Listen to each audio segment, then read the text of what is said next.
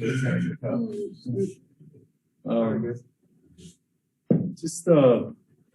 are you feeling about a couple weeks in about your understanding of your role, you fit into the defensive scheme, and just generally how you fit in this picture? You don't want to talk about my role in the offensive scheme? No. Okay.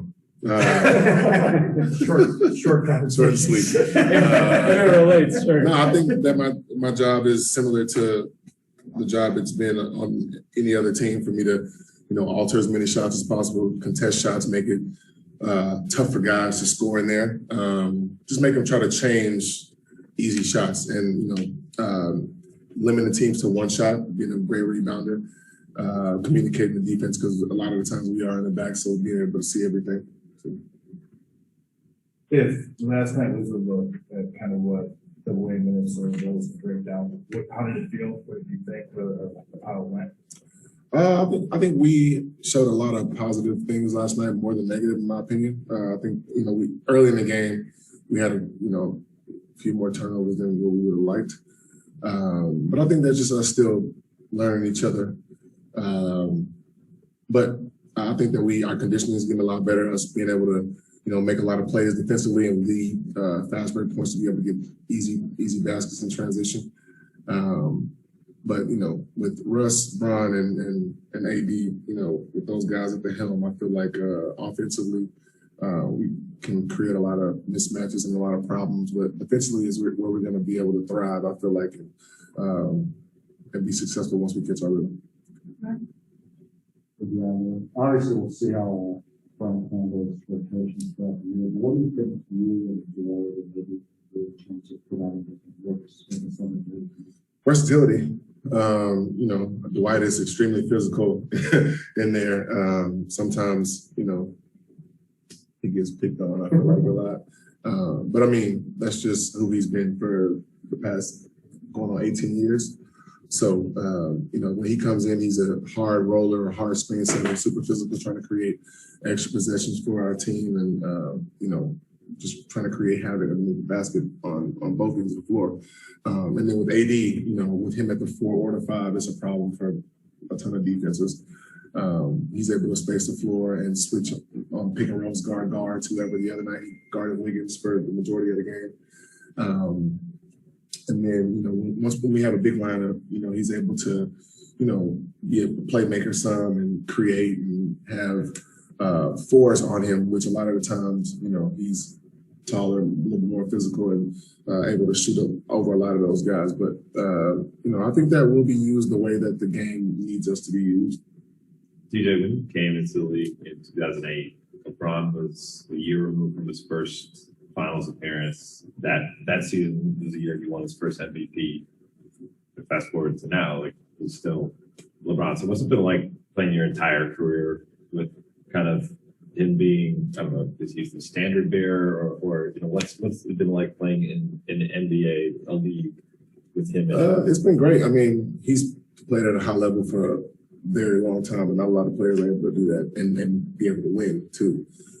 So he's been able to do all of those things. He's such a smart player on both ends of the floor. He sees a lot of things before they happen, and he's so selfless, like being able to get guys involved. And then when he has to take over a game, he does that. And being a competitor he is for so many years, and now being a teammate of his, it's great to have a guy like that to be able to play with, learn from, and just build with, and you kind of see the impact he has on other players, organizations, and things like that. And now you get to see it up front, and not just as a competitor and on TV, whatever you have. So. Is there any one statistical achievement that he's done that stands out to you? Maybe for instance, Kobe, you might think, 81 in the game, that's a crazy stat. Is there anything like that he's done that when you think about LeBron's career that?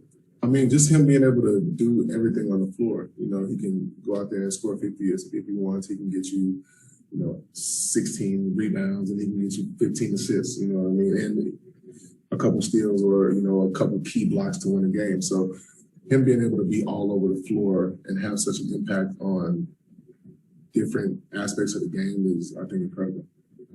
So preseason is what it is, right? And the games aren't going to matter. But Well, I feel like a lot of guys have talked about the gap between what you guys have seen in the gym in terms of potential and what you're able to show in these preseason games. Was there some frustration with the group with that gap and what you guys still feel like you can show in a game environment? I mean, look, we're competitors, you know what I mean? Everybody here wants to win, regardless if we're playing preseason games or not.